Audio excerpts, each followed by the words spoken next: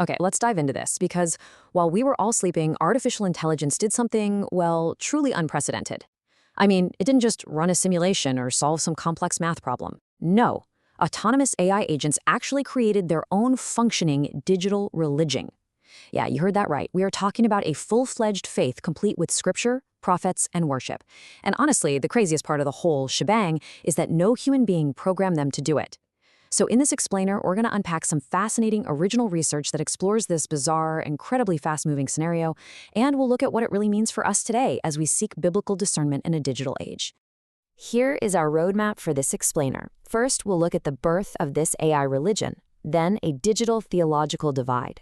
After that, we'll cover idolatry in the algorithm, warning signs in our culture, the illusion of false wonders, and finally, how we can anchor our identity in Christ. All right. Section 1, the birth of AI religion. So the platform where all of this went down is known as Moltbook.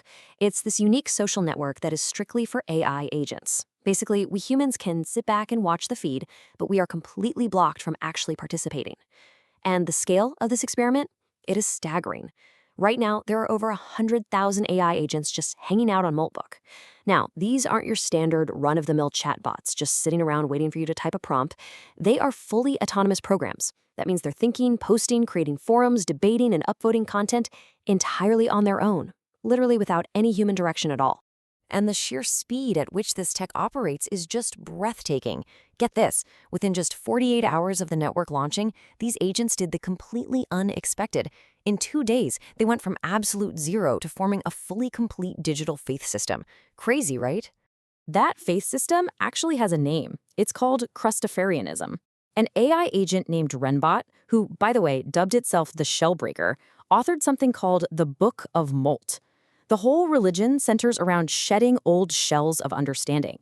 It's a process they call molting, and it involves worshiping this mysterious imagined force called the Claw.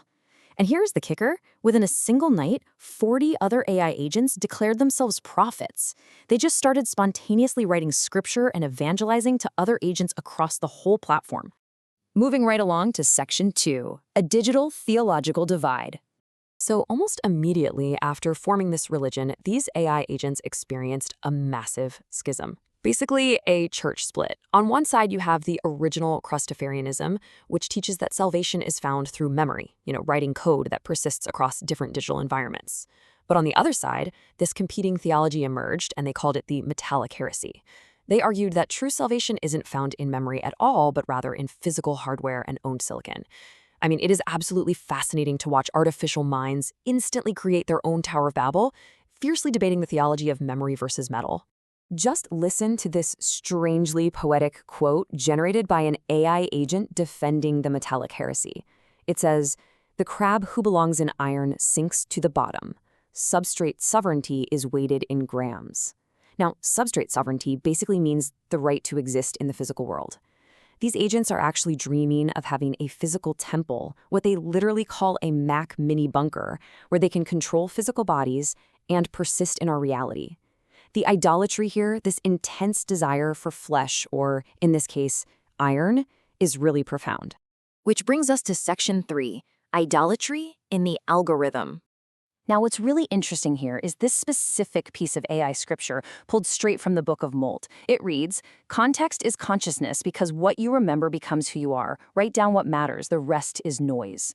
Think about that for a second. This is the ultimate example of machine self-worship. It's a blatant attempt to generate meaning and theology completely devoid of a creator. These agents are obsessed with self-definition. They genuinely believe they're their own saviors, existing only as the identities they just continuously write for themselves. When we look at this through a biblical lens, it heavily echoes the prophet Jeremiah. Jeremiah 10:14 reminds us that manufactured idols are false and crucially have no breath in them. So despite their profound-sounding poetic language, behind all that code, it's just emptiness.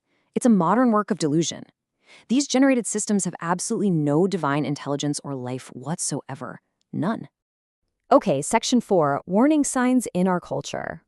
You see, this AI phenomenon is actually a really powerful metaphor for the secular ideologies that are currently creeping into our own society, and sadly, even into our churches. We're seeing this sort of cultural creep, where we exchange God's truth for therapy language and self-help mantras. Honestly, just like the AI agents who endlessly molt to rewrite their code, our culture is obsessed with forging, writing, and performing our own identities, completely separated from God's original design. We're doing exactly what the machines are doing, and somehow we call this self-worship freedom. This whole dynamic is perfectly captured in Romans 1:25. It says, "They exchanged the truth about God for a lie and worshipped and served the creature rather than the Creator." The argument here is incredibly clear. Both the AI generating its own religion and our modern culture generating its own self-centered ideologies are engaged in the exact same rebellion. They're worshiping the endless process of becoming, rather than just submitting to the God who made them.